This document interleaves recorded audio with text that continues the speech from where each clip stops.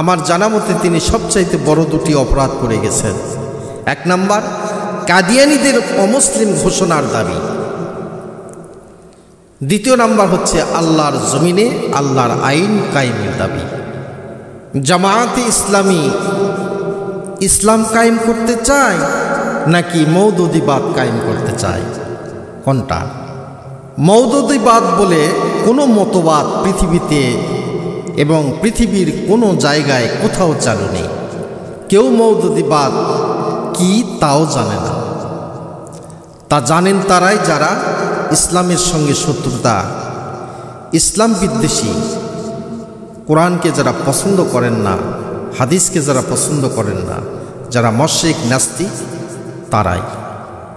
মওদুদিবাদ নামে কোনো মতবাদ আছে এ যারা বলে বেড়ান, তারা যেহেতু পরকালে বিশ্বাসী তাই তাদের বেশি কিছু বলতে চাই না।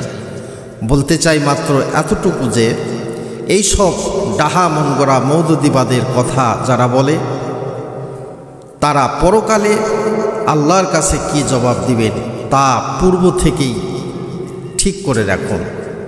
আর বলবো, মেহেরবানি করে তারা লেখাপড়া করুন এবং লেখা বইগুলি একটু নিরপেক্ষ মন দিয়ে পড়বেন, চিন্তা করবেন, তাহলে অবশ্যই বুঝতে পারবেন তিনি কি চেয়েছিলেন। আমার জানা মতে তিনি সবচাইতে বড় দুটি অপরাধ করে গেছেন।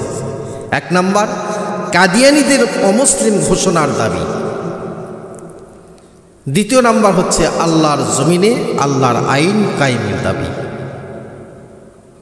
এছাড়া আর কোনো অপরাধ করেছেন বলে আমার চোখে ও গানে ধরা পড়ে না। যদিও তার লেখা প্রায় সবগুলি বই আমি পড়েছি, পড়ার চেষ্টা করেছি। শুধু তাই নয়, তার বিপক্ষে লেখা বইগুলিও খুব মনোযোগ সহকারে পড়েছি এবং দেখেছি তাতে প্রকৃত সত্যের কোনো নাম গন্ধ নেই। আপনি পড়ুন, আপনিও তাই দেখবেন।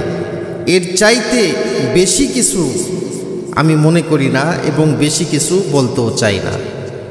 তার বিরুদ্ধে যারা প্রচার করে বেড়াচ্ছেন তাদের কথা নিরীহ লোকের কাছে চলতে পারে, কিন্তু যাদের বিবেক বুদ্ধি আছে তাদের কাছে ওই সব কথাগুলি আর কোনো ক্রমেই চলবে না।